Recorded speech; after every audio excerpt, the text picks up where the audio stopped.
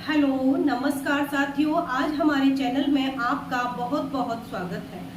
साथियों, आज हम आपके लिए एक वीडियो लेकर आए हैं। ये वीडियो साइकोलॉजी विषय से संबंधित वीडियो है। साथियों, यूपी टेट, सी टेट और सुपर टेट वाले सभी विद्यार्थियों के लिए बहुत ही महत्वपूर्ण वीडियो।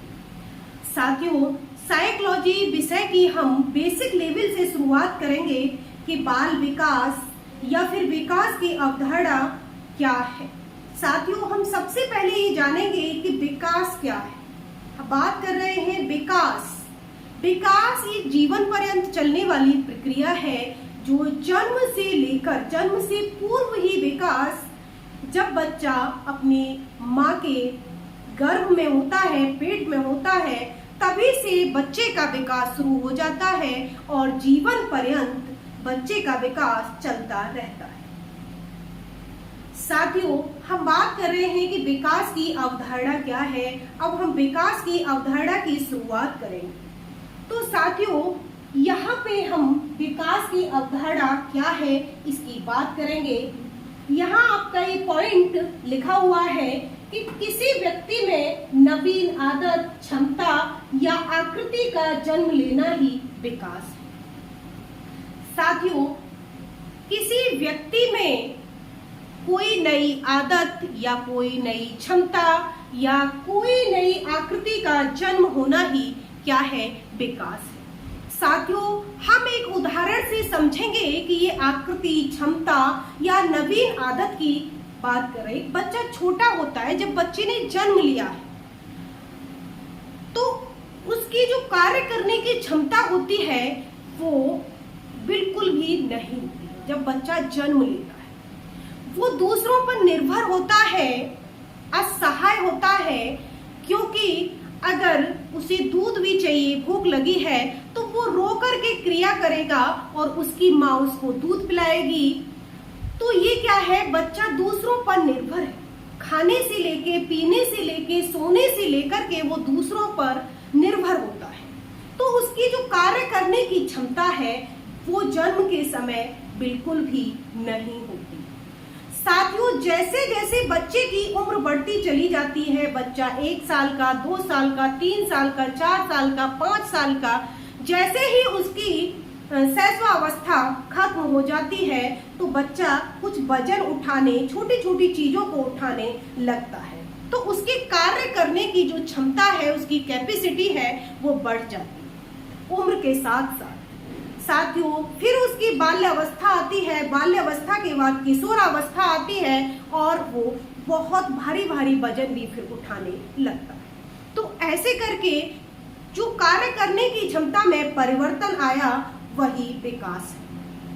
इसके बाद साथियों, हम बात करेंगे आकृति। कोई नवीन आकृति बच्चे की अगर हमें देखने के लिए मिलती है तो यही विकास होता है। साथियों, जब बच्चे ने जन्म लिया है तो आप उसकी बनावट, उसकी आकृति को देखेंगे तो कुछ अलग होती है। और जैसे जैसे बच्चा 1 महीने, 2 महीने, 1 साल, 2 साल, 3 साल, 4 साल, जैसे जैसे उसकी उम्र बढ़ती चली जाती है, उसकी आकृति की जो बनावट है वो चेंज होती हुई चली जाती है, उनमें परिवर्तन आता हुआ चला जाता है। साथियों, अगर हम देखें कि बच्चों की जो इंद्रियां होती हैं वो शैशवावस्था की अपेक्षा बाल्यावस्था में ग्रोथ कर चुकी होती है, उनमें वृद्धि हो चुकी होती है। फिर हम बात करेंगे किशोरावस्था की। तो किशोरावस्था में एक बच्चे की, बालक की दाढ़ी मूछें निकल आती हैं, उसकी पूरी आकृति में हमें परिवर्तन देखने के लिए मिलता है। तो यही परिवर्तन विकास कहलाता है। साथियों, अब बात करेंगे हम आदत की कि बच्चे की जो नवीन आदत बच्चे ने ग्रहण की है और जो नवीन आदत ग्रहण की है, जो परिवर्तन हुआ है वही विकास। छोटा बच्चा है तो उसकी आदत रोने की, चिल्लाने की, चीखने की और बहुत ही ज्यादा जिद्दी स्वभाव का बच्चा होता है। और जैसे जैसे बच्चा बड़ा होता हुआ चला जाता है तो उसकी जो जिद्दी आदत थी, चिड़चिड़ापन था वो खत्म होता हुआ चला जाता है, जैसे उसकी मैच्योरिटी, परिपक्वता उसके अंदर आती हुई चली जाती है। साथियों, जो परिवर्तन हमें बच्चे में देखने के लिए मिलता है वही विकास कहलाता है। विकास एक जीवन पर्यंत चलने वाली प्रक्रिया है। जन्म से पूर्व ही बच्चे का विकास शुरू हो जाता है और मृत्यु पर्यंत बच्चे का विकास होता रहता है, चाहे वह धीमी गति से हो चाहे वह तेज गति से हो। साथियों, विकास के कुछ प्रमुख बिंदु हैं। अब हम उन प्रमुख बिंदु की बात करेंगे। सबसे पहला जो बिंदु है वह ये है, विकास का अधिगम सिद्धांत रिचर्डसन सीयर्स ने दिया है। इनके अनुसार विकास और अधिगम में धनात्मक संबंध है। साथियों, आपके यूपी टेट, सी टेट या सुपर टेट में एक क्वेश्चन इस तरीके से आ जाए कि विकास का अधिगम सिद्धांत किसने दिया है, या विकास का अधिगम सिद्धांत का प्रतिपादन किसने किया है, या इसके मनोवैज्ञानिक कौन है, तो आप बताएंगे रिचर्डसन सीयर्स है। विकास के अधिगम सिद्धांत के मनोवैज्ञानिक या प्रतिपादनकर्ता, या फिर हम कहेंगे कि उनको विकास का सिद्धांत, विकास का अधिगम सिद्धांत किसका है? विकास का अधिगम सिद्धांत रिचर्डसन सीयर्स का है।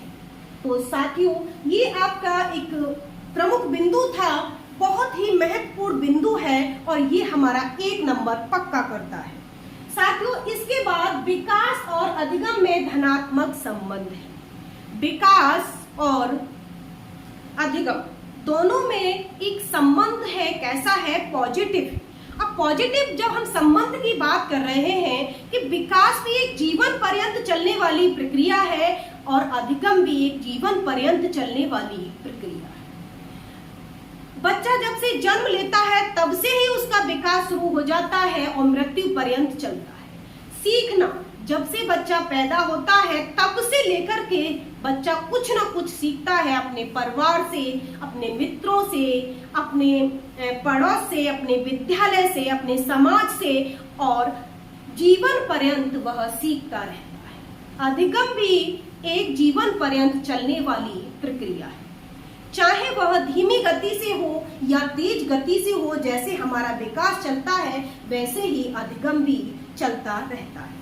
तो साथियों, इसमें क्या है? इसमें एक धनात्मक, एक पॉजिटिव संबंध है। अब हम बात करेंगे अगले बिंदु की। अगला बिंदु क्या है साथियों?